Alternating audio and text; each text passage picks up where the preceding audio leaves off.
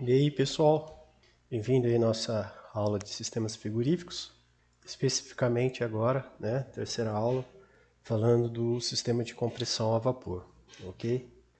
Na última aula, deixa aqui, a gente comentou um pouquinho, né, aliás, comentamos, né, a questão da escolha dos catálogos, ok?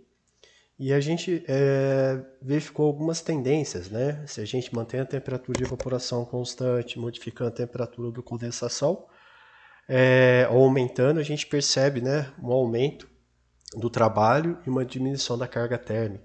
Inversamente, se eu manter agora a temperatura de condensação constante, mas diminuir a temperatura de evaporação, a gente percebe um decaimento tanto do trabalho como da carga térmica, ok? Posteriormente, nós falamos um pouquinho do ciclo mecânico, né? O que aconteceria, a gente falou um pouquinho desse espaço nocivo. E por causa desse espaço nocivo, ao realizarmos essa simulação aqui, né, ou pelo menos fazer esse equacionamento, supondo que seja isentrópico, tanto a compressão como a expansão aqui, né, esse trabalho como um todo, a gente verificou que a gente tem uma eficiência volumétrica para compressores alternativos ou recíprocos, de volumétrica de espaço nocivo, né?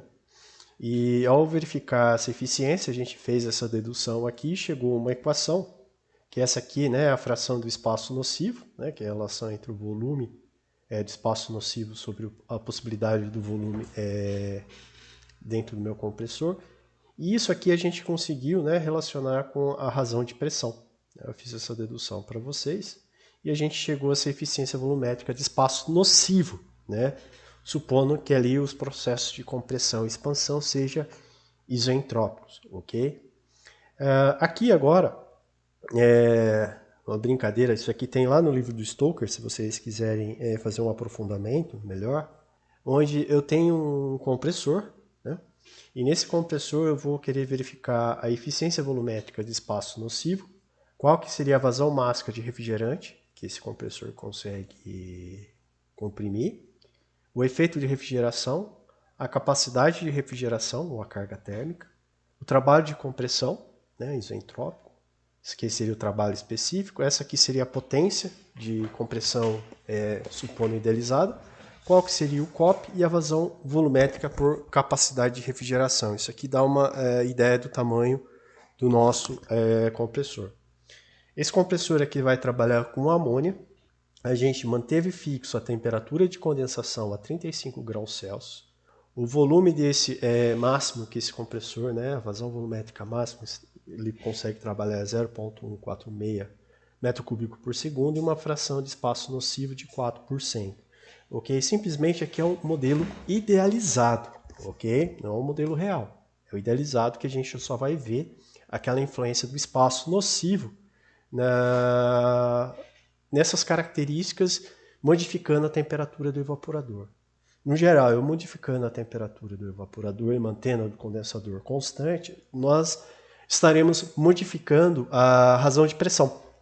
Modificando a razão de pressão, a gente modifica a eficiência volumétrica, mas não é só ela que vai entrar nessa jogada, tá bom? Então, esse compressor aqui seria o mesmo que nós avaliamos no exercício 8.2. Seria esse exercício aqui, tá bom?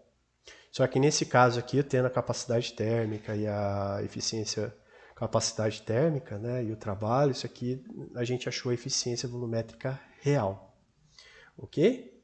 Então vamos fazer essa modelagem e eu vou utilizar o OneNote só para separar algumas fórmulas para nós, tá bom? Como eu estou considerando que o superaquecimento e o subresfriamento não existem, ou eles são zero, é possível, né, a gente traçar o diagrama pressão e entalpia. Eu peço desculpa aí, numa aula passada eu falei diagrama psicométrico. Não, diagrama pressão e entalpia. Ok? Então, a grosso modo, né, eu teria aqui minha pressão, aqui eu teria minha entalpia, aqui estaria meu sistema, né, a gente supondo o restante tudo adequado, aqui teria a válvula de expansão, posteriormente o evaporador, aqui vem para o compressor e segue esses processos, tá bom? e segue esse ciclo. Então aqui vem minha carga térmica, que é Q do evaporador. Aqui eu tenho um trabalho específico, que seria a entalpia de saída menos a entalpia de entrada. E a potência que a gente vai definir como vazão máxima vezes o trabalho específico que vai dar a potência, né? E eu vou supor que isso aqui seja ideal para eu só avaliar a eficiência volumétrica do espaço nocivo, tá bom? Então aqui eu teria um diagrama pH, que seria mais ou menos isso aqui. Eu tenho aqui uma temperatura do condensador, temperatura do evaporador, o superaquecimento aqui igual a 0. Então aqui vai entrar com o título igual a 1. Tá bom? Posteriormente, né, não tem um subresfriamento, então aqui o título é igual a 0. Então eu sei que esse ponto estaria aqui, ok? Ocorre a expansão aqui para esse ponto até aqui. Então daqui até aqui, que seria nosso ponto 3, né, para a gente também não... Opa, ponto 4, ponto 3. Aqui seria nosso ponto 1 e aqui seria uma compressão idealizada, 2S. Tá bom? Então isso aqui é nosso... Então, como essa temperatura aqui está constante, é a mesma coisa dizer que a minha pressão do condensador se mantém constante. Já a pressão do evaporador, como a gente vai variar a temperatura do evaporador, ela pode reduzir, ou seja, vir para uma outra linha aqui de baixo e eu vou mudar diversas propriedades. Tá bom?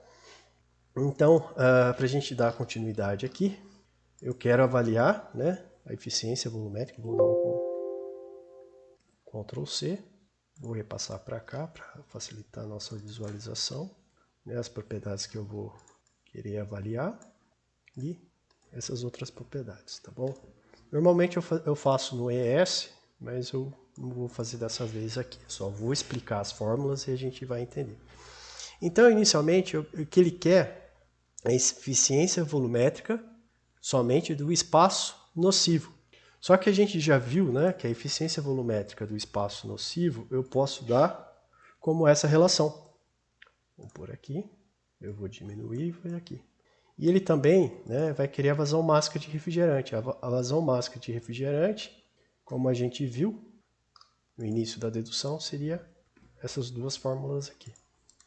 Ok? Então, inicialmente, convém a gente trabalhar com a eficiência volumétrica do espaço nocivo, ok? Que seria essa equação aqui à esquerda. Isso aqui a gente só está levando em conta aquela eficiência, né, desse espaço nocivo. Então, o que aconteceu? Como isso aqui está tudo, né, em unidades, ele falou já para nós, né, no exercício, que esse valor aqui vale 4%. A pressão de descarga seria a temperatura do condensador, a pressão de aspiração seria a temperatura do evaporador, e esse aqui seria, né, o inverso do coeficiente politrópico, né, isoentrópico. Só que isso daqui é constante para gases ideais, né? Só que para o vapor do amônia a gente pode achar como CP/CV, entre as razões entre os calores específicos, a pressão constante e a volume constante, tá bom? Normalmente a gente adota um valor fixo aqui para fazer esses cálculos. Então, se eu começar a diminuir a temperatura do evaporador, eu estou diminuindo isso aqui, tá bom? Se eu diminuir isso aqui, em outras palavras, eu estou modificando minha razão de pressão. Eu diminuindo isso, o que vai acontecer com essa parte do termo, né? Esse termo vai aumentar, elevado a isso aqui, né? A gente supõe que toda essa parte aumenta, tudo isso aumenta, e a eficiência volumétrica, conforme eu reduzo a temperatura do evaporador, a gente vai ver que a eficiência volumétrica do espaço nocivo vai tender a cair, tá bom? Então, nesse slide que nós vamos ver aqui, né, simplesmente é essa relação. Então, se nós olharmos aqui, temos a eficiência volumétrica, tá bom? Aqui a gente tem a temperatura de evaporação, então aqui a gente está começando com 30 graus Celsius. Se eu não estiver enganado, a nossa temperatura do condensador está fixada em 35. Então, conforme eu vou substituindo, por caso esse exercício aqui é feito para amônia, tá bom? For substituindo esses valores, o que a gente vai perceber? Essa curva aqui, ó. Então a eficiência está próximo de 100%, a temperatura do evaporador de 30 graus Celsius. Conforme eu vou reduzindo minha temperatura do evaporador, essa tendência vai diminuindo, tá bom? E agora a vazão máxima, né? essa vazão aqui que a gente verificou é 0,146. Essa eficiência, o que acontece com ela? Tende a diminuir, perfeito?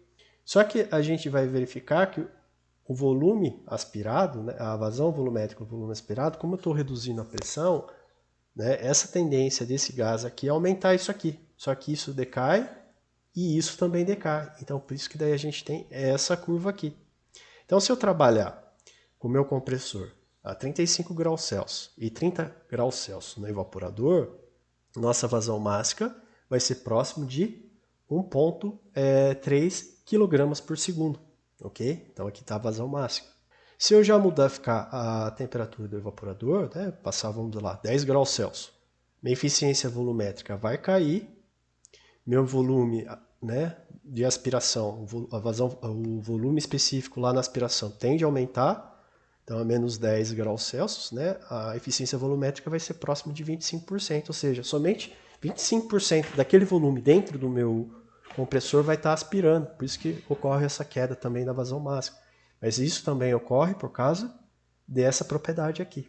Então, se a gente olhar aqui a menos 10, né, a gente vai já reduzir a vazão para próximo de 0,3 kg por segundo. Tá bom? Então, a gente já percebeu, né, que se a gente aumentar a razão de pressão, diminuindo a temperatura do evaporador, a gente está diminuindo tanto a eficiência volumétrica como o volume aspirado. Então, é essas duas tendências que a gente vai observar. Tá bom? Então, ambos as propriedades decaem. Então, ao olhar esse gráfico aqui, né, a eficiência volumétrica ela decai conforme a gente aumenta a temperatura do evaporador, né, porque a gente aumenta a razão de pressão. A grosso modo, é isso que está acontecendo. Só que a vazão máxima de refrigerante ela cai, mas por duas situações, porque a razão de pressão aumenta e o volume específico, né, do gás aqui no ponto 1 também aumenta, tá bom? Então essas duas coisas que vai estar ocorrendo, porque eu estou caindo a pressão, essa tendência do volume é a decair muito maior do que essa variação de temperatura que está decaindo, tá bom? Então é isso que ocorre. Agora, os próximos efeitos que nós vamos ver é o efeito de refrigeração e a capacidade de refrigeração. A gente sabe que o efeito de refrigeração vai ser o quê? A variação de entalpia, né? O efeito frigorífico, vai ser o H1 menos o H4. Só que a gente sabe que o desculpa, pessoal. O H4 é igual a H3, ok? Só que aqui, ó, esse ponto aqui está fixo. A gente não está mudando a temperatura do condensador, né? E nem o título. E não está saindo subresfriado. Então, isso aqui fica constante. Só que agora, essa propriedade, se a gente diminuir a temperatura, eu estou vindo para um valor mais baixo. Então, a grosso modo, se eu diminuir a temperatura, aqui ó, nem preciso fazer muita coisa, tá bom? Eu diminuindo a temperatura de evaporação, o que vai acontecer? Eu vou diminuir o efeito frigorífico. Enquanto? Isso depende muito da onde eu estou trabalhando com o meu fluido, em que faixas que eu estou trabalhando. E a capacidade de refrigeração, né? Só que lembrando daí agora que a capacidade de refrigeração, lá o Q do evaporador, é a vazão máxima vezes o efeito frigorífico. Só que a gente viu lá anteriormente que isso está reduzindo, né? Por duas questões, tanto pelo aumento da razão de pressão, como aumento do volume, aliás, pelo aumento disso e o volume específico.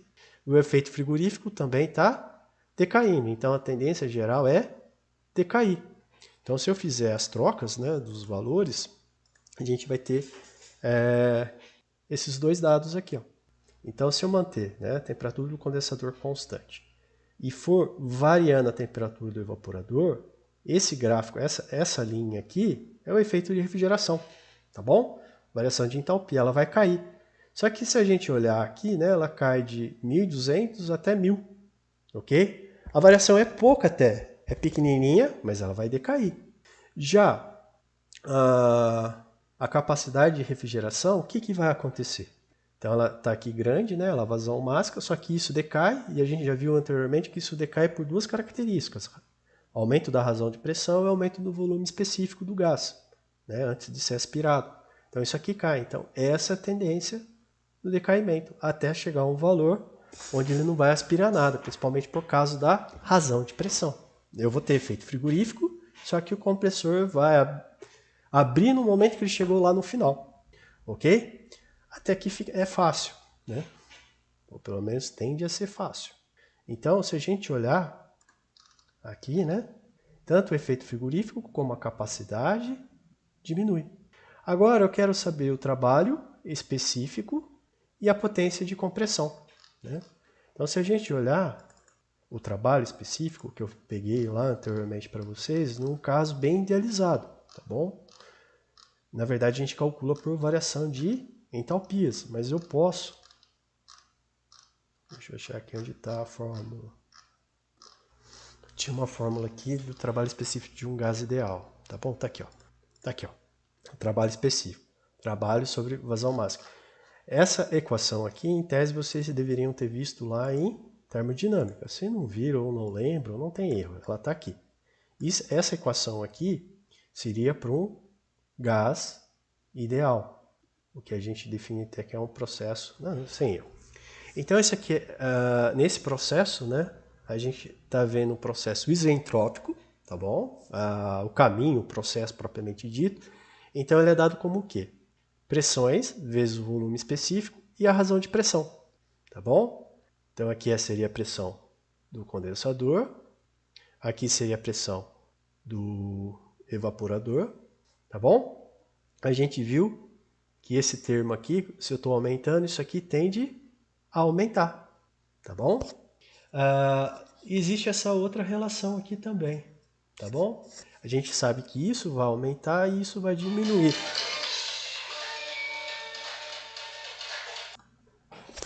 Desculpa, pessoal, vamos continuar. Então, esse termo tende a aumentar, tá bom? Vamos verificar então lá as tendências gerais dessa equação aqui, do trabalho específico, que na verdade nada mais é do que esse termo aqui, ó, né? Então, aqui eu tenho o trabalho específico. Então, se eu olhar aqui, né, quando a minha razão de pressão tende a ser pequenininha, né, isso é igual a isso, tudo isso tende a zero. Ou seja, o trabalho específico, que seria a variação de entalpia em um processo isentrópico, vai tender a zero. E conforme eu vou aumentando essa razão de pressão, essa parte aqui aumenta e a gente vai vendo essa característica. Então, aqui, para uma temperatura do evaporador de 35 graus Celsius, não tem trabalho, né? Ele vai aspirar e já vai jogar, porque não tem que inserir, a pressão já está. Mas conforme eu vou diminuindo a temperatura do evaporador, essa razão de pressão tende a aumentar. Esses dois termos aqui também, né? Ele mantém ali quase um valor constante ali. Constante não, né? Vou pegar, mas essa parte do termo que está influenciando. Isso aqui é uma constante, então não tem tantas mudanças. O que eu vou percebendo?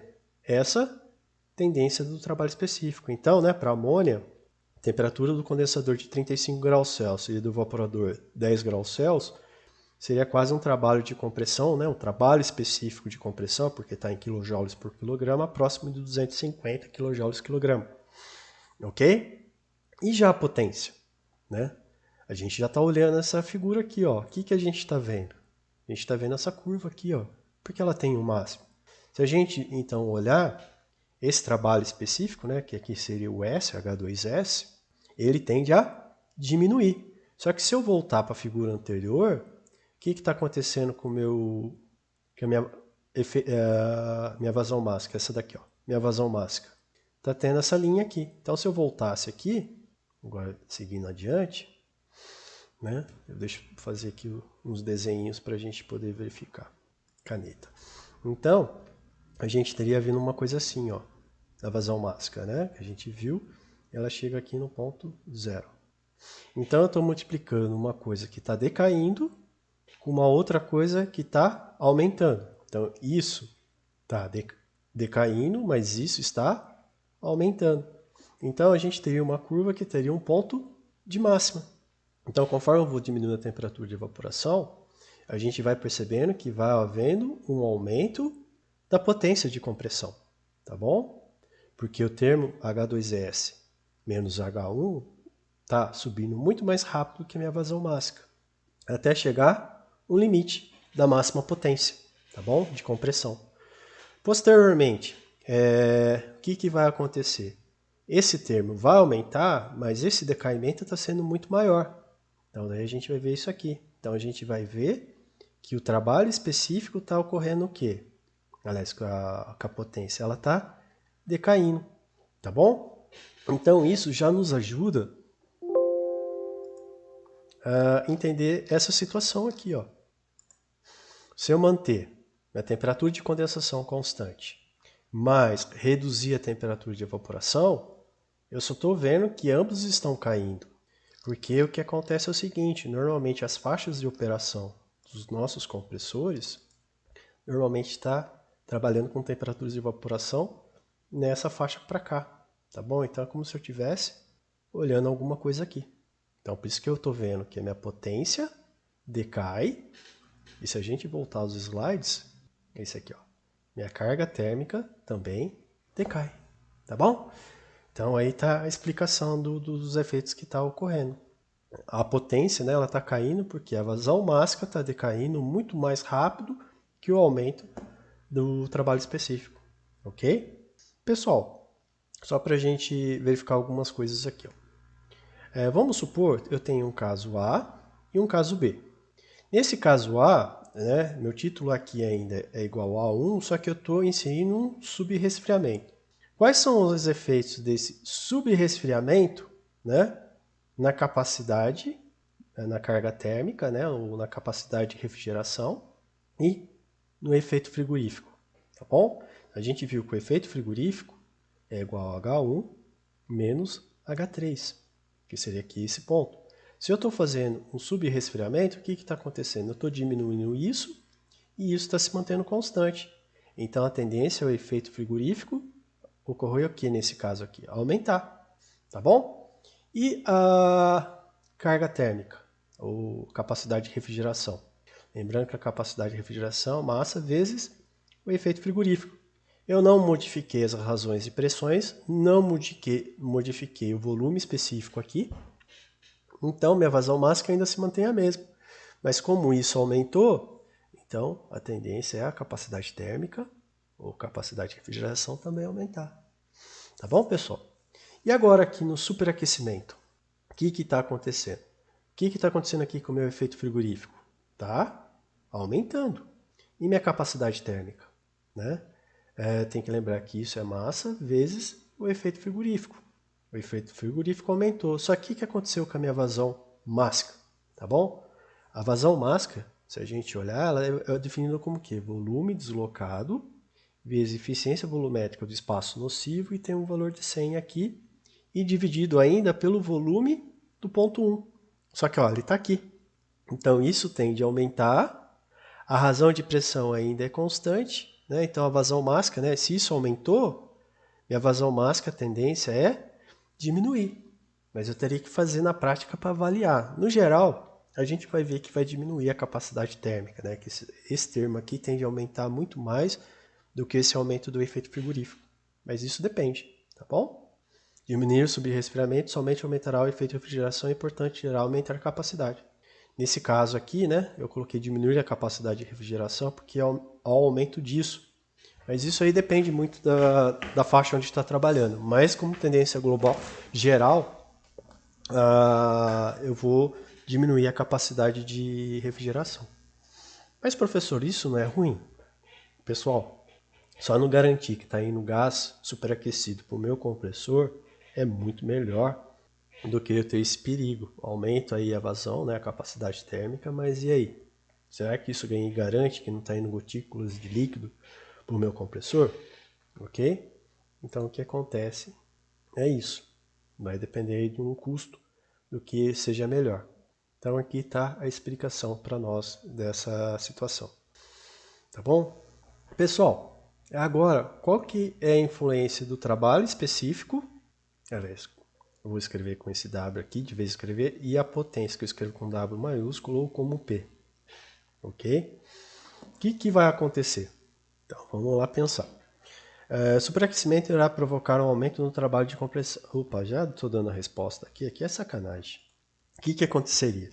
Eu acho que é muito mais fácil a gente pegar e olhar essa equação aqui, mais essa equação que eu vou jogar aqui tá bom? E vamos ver se elas vão aparecer sem... Elas estão aparecendo depois, tá bom? Então, eu vou para o OneNote para fazer a explicação. O que está acontecendo? Vou pegar essa mesma equação com o trabalho específico. Se eu estou fazendo, aumentando o superaquecimento lá na saída, né, de vez em ser 1, 0, eu vou colocar como 1. Deixa eu pegar aqui só para me facilitar. Então, deixa eu desenhar aqui para a gente entender. P, aqui é o H, e eu estou nessa região aqui. Então, eu fiz um superaquecimento essa pressão aqui ainda se mantém no evaporador. Então, meu ponto 1 está aqui. Esse termo ainda se mantém constante, né? Porque isso aqui é um processo politrópico. Vai variar o K? Sim, mas por essa razão aqui a gente quase está constante. A razão de pressão ainda se mantém, porque eu não estou modificando nem o trabalho específico. Aliás, eu não estou modificando as pressões, né? Então tudo isso aqui está constante. Esse termo ainda é a mesma pressão, né? Que está aqui do evaporador, só que o volume, o que vai acontecer? Se eu estou superaquecendo, esse volume aqui, a tendência dele é aumentar. Então, a ideia é o meu trabalho específico aumentar, tá bom? E minha potência?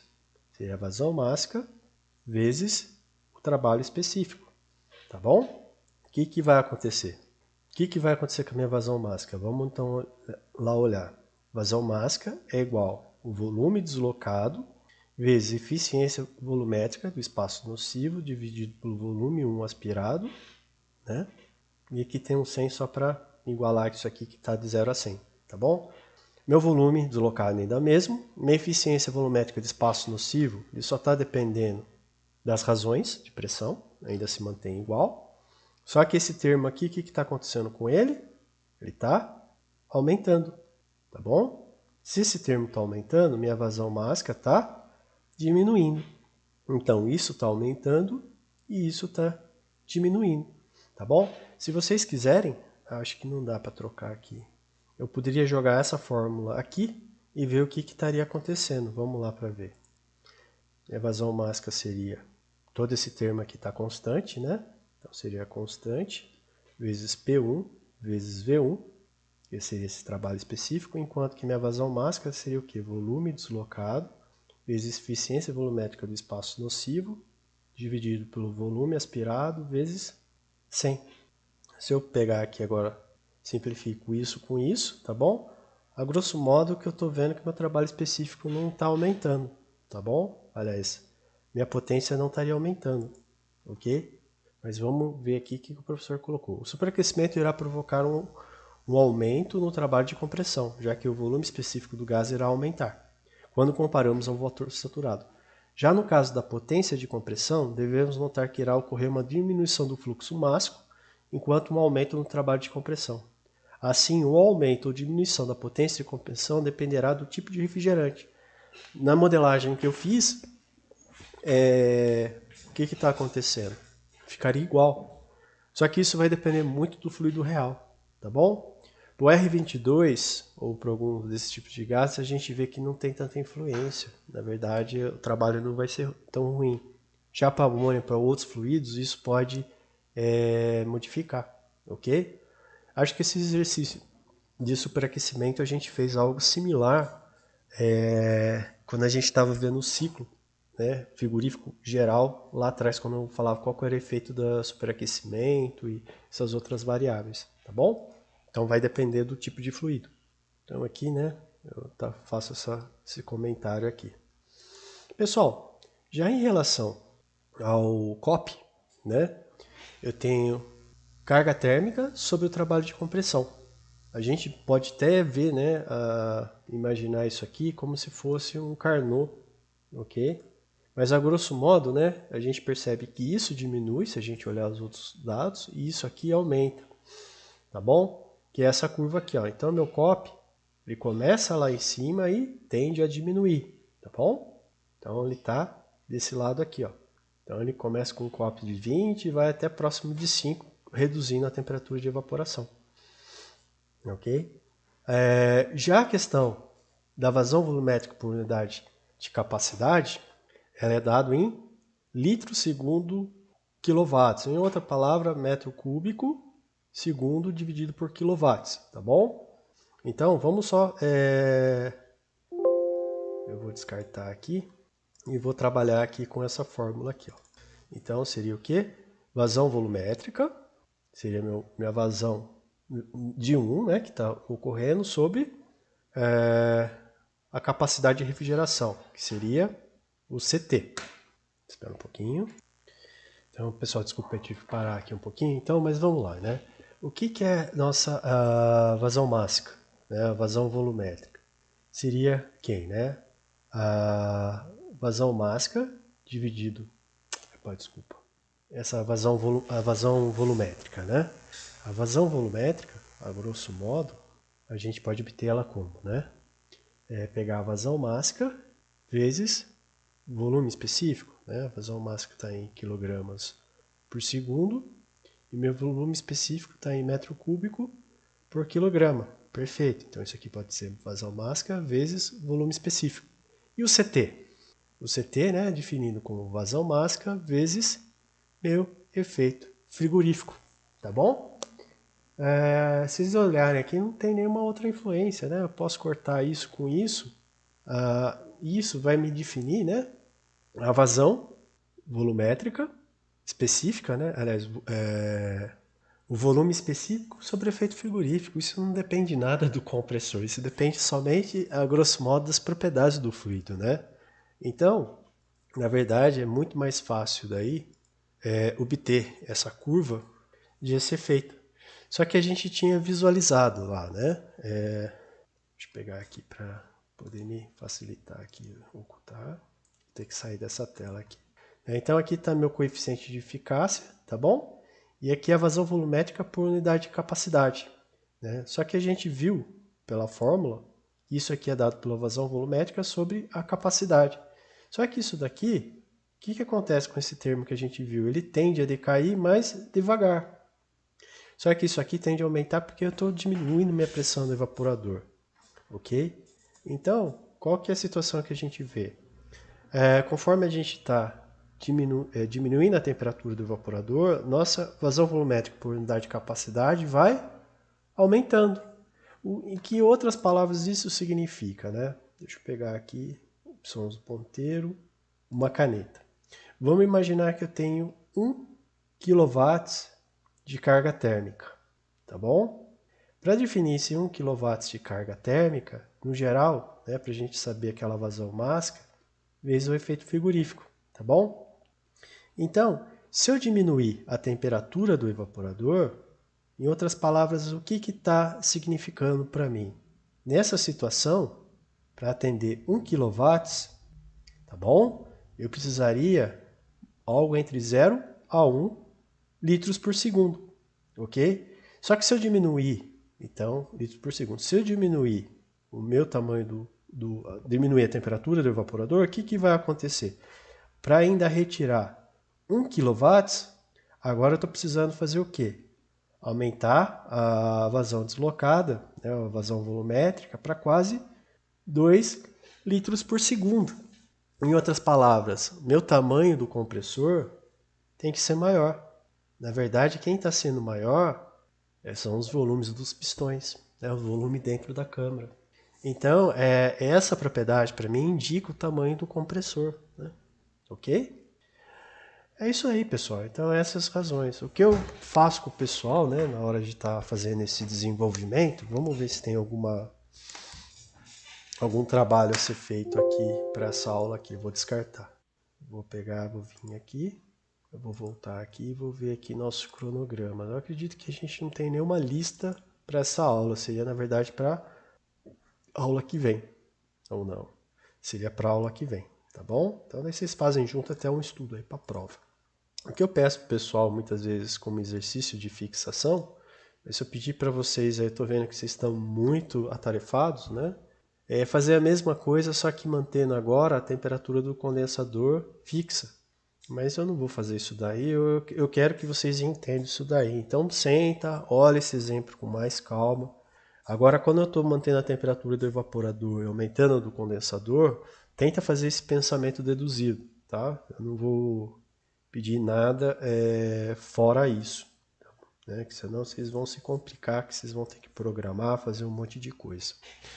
Então, pessoal, o que nós vimos lá é essa razão do espaço nocivo, tá bom?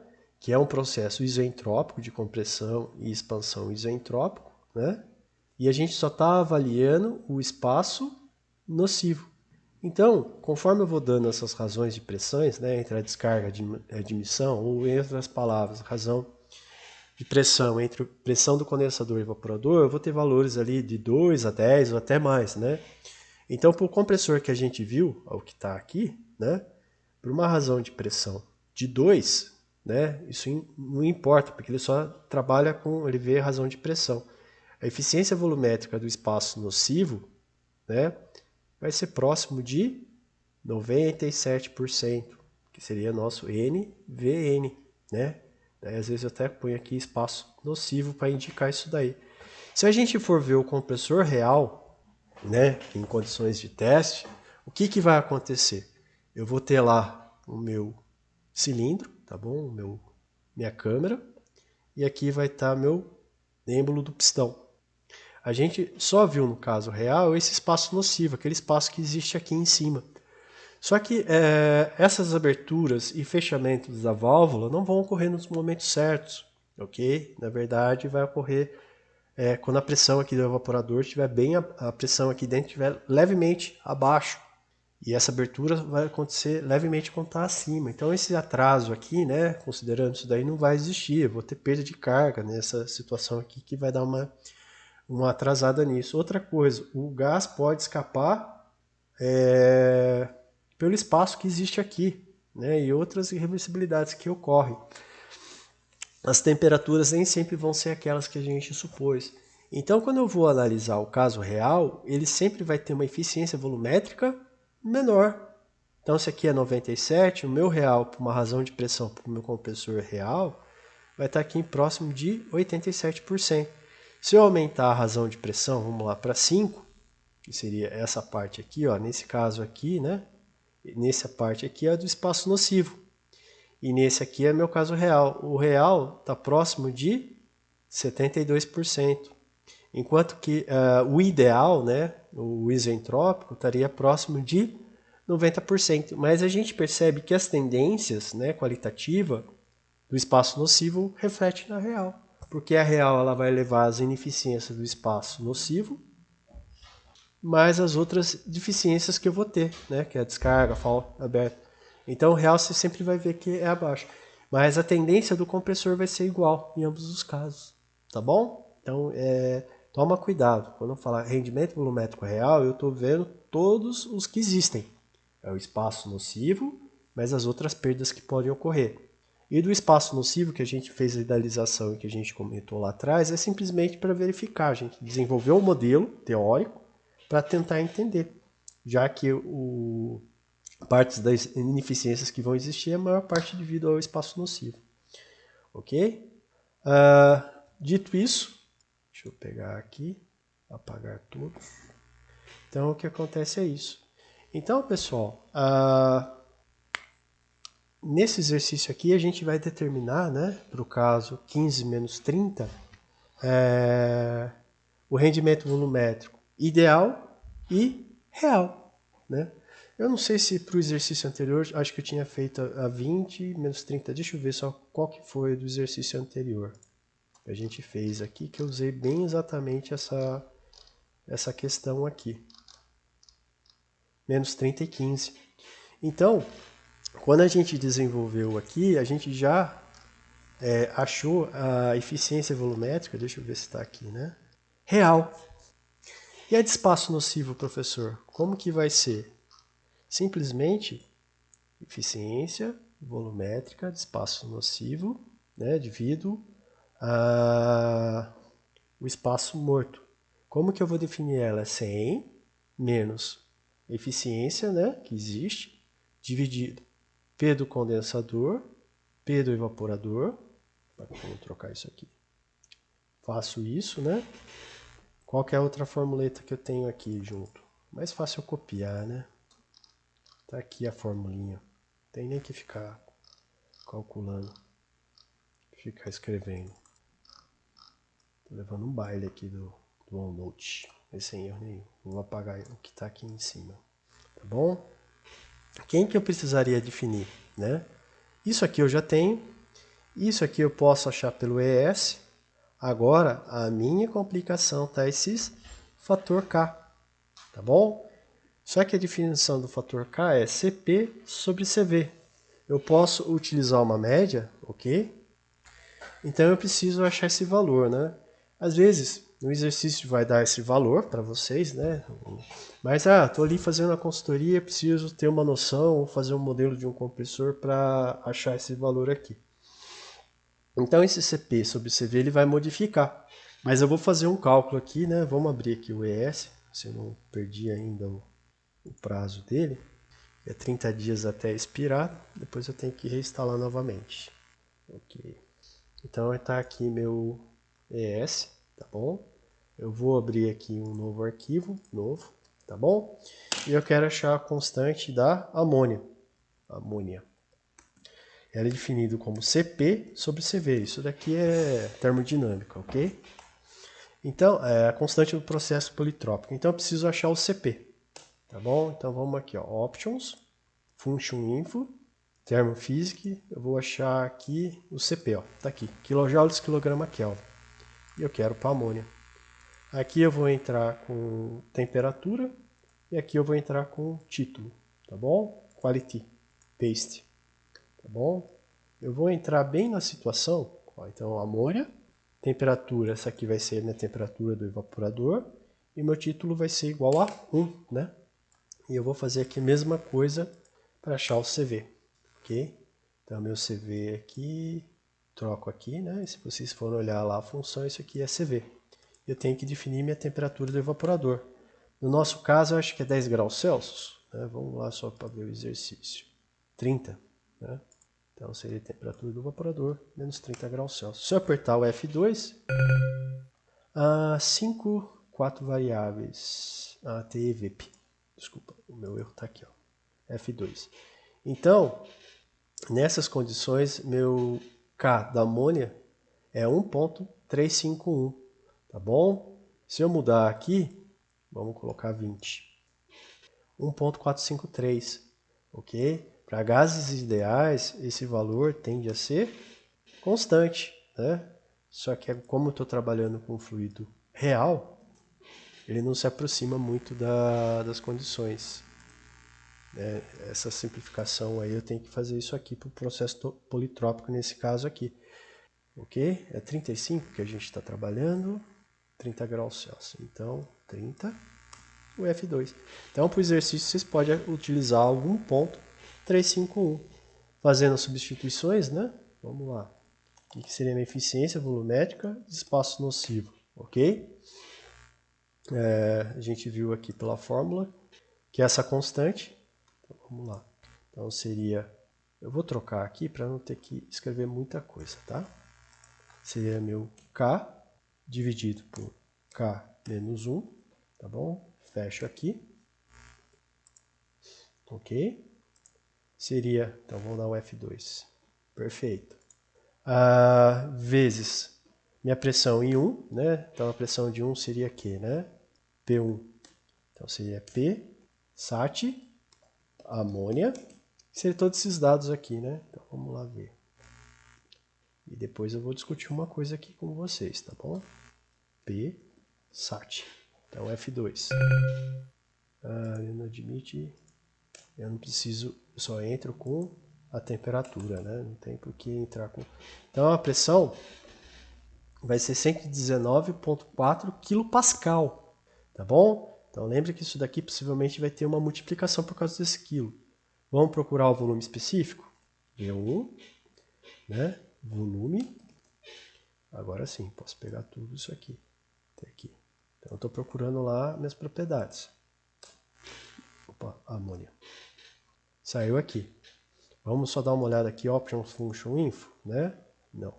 Na verdade, aqui em Edit, não. Procurar, não. Option, Preferências. Ok? E não é aqui em Preferências. Aqui, ó. Function Info, Sistemas de Unidades. Tá bom? Então aqui é quilograma, vou pedir que isso aqui seja em massa, em Pascal. Então ele já vai dar ali para mim, bonitinho, né? Em Pascal. Aqui o V1, o volume específico, metro cúbico por quilograma, tá bom? Então P vezes V1, ok? O que mais eu preciso? Vamos deixar só as letras bonitinho. O Pascal, o ES não tem essa complicação, tá bom? Vezes, né? Eu vou multiplicar aqui RP para calcular a razão de pressão, para a gente ter esse valor. Seria P, né? 1, P2 dividido por P do P1. Então eu vou vir aqui, né? Meu P2 eu vou definir. Acho que é 10 graus Celsius, né? Que a gente trabalhou. Aqui eu já vou trocar. 10 graus Celsius. Ok? 15 graus Celsius. 15. Perfeito? P1, tá bonitinho. Acho que ele vai dar a minha razão de pressão. Tá 2 aqui iguais. Então aqui seria meu P2. F2, então minha razão de pressão está sendo quanto? 6,104, tá bom? Se a gente olhar agora aqui, né? 6, né? A razão de pressão, ó, a eficiência volumétrica de um vai dar próximo de 90, enquanto que do outro vai dar próximo de 70, ok? Vamos continuar aqui o exercício. Razão de pressão, né? Só que agora ela tem que ser, vou abrir aqui, isso aqui é elevado a essa constante aqui, ó. Seria o inverso dessa aqui, né? Então, só para facilitar, eu vou pegar isso aqui, ó, Ctrl C, vou jogar aqui, né, já que eu tenho que inverter, eu vou chamar isso aqui de C, tá bom? Então, essa razão de pressão seria elevado a 1 dividido por C. Vou fechar aqui, tá virando uma verdadeira F2, tá bom? Eficiência volumétrica, só tem que ver daí se vai sair certinho. Aí aqui menos 1.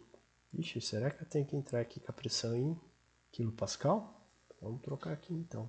Tá dando uma coisa totalmente... não tá muito lógico, né? Deixa eu entrar com quilopascal. Fazendo tanto. Ixi, não tá dando coisa certa aqui. Devo ter fazendo algum cálculo errado. Então eu vou fazer na mão mesmo. Eu já achei, né? A razão de pressão. Meu volume específico, infelizmente o valor que está sendo dado aqui, né? Volume, amônia, título igual a 1, aqui está certo. E a constante aqui, deixa eu ir aqui para o Excel, que no Excel eu faço com mais calma. Excel. Eu tenho que a minha razão de pressão é igual a razão de pressão, 1000K. Isso aqui, para as condições que a gente analisou aqui, né? A razão de pressão está dando 6,104. 6,104. Minha constante do processo 1,35. 1,351 na verdade, né? Meu volume específico 0,9641. Só deixa eu certificar se isso aqui está correto. 0,941. Tá bom? Minha pressão em 1. Ei, Laia. Por isso que tá dando zica, né? Não é isso aqui que eu queira. Perdão, pessoal, é isso aqui. Achei que tava coisa estranha, né? Mas, ok. Ctrl Z. Por isso que o professor tava fazendo coisa errada, né? Tava levando ali. É isso aqui, tá bom? Então agora a gente sai mais fácil aqui, né? Ó, o cálculo. Então meu C eu já calculei, nem precisava calcular o C. Na verdade estava calculando um trabalho específico. Por isso que estava dando aquele erro. Então minha eficiência volumétrica de espaço nocivo é 100 menos meu E é 4, acho que está dado aqui no exercício, 4%, é 4, vezes a razão de pressão, que a gente já calculou, elevado a 1 sobre K. Então aqui eu vou abrir aqui por aqui, dividido a minha constante K, fecho, menos 1, tá bom? É isso aqui que é o correto. Se eu apertar o F2, está dando 88,74%, que agora sim condiz com o valor que está aqui do espaço nocivo. E o real, não sei se eu já tinha calculado o exercício, estava aqui no OneNote, nós tínhamos achado um valor de próximo 60,3. Se a gente voltar aqui, tá um pouquinho mais aqui para baixo, né? Mas aqui é para a gente ter essa noção.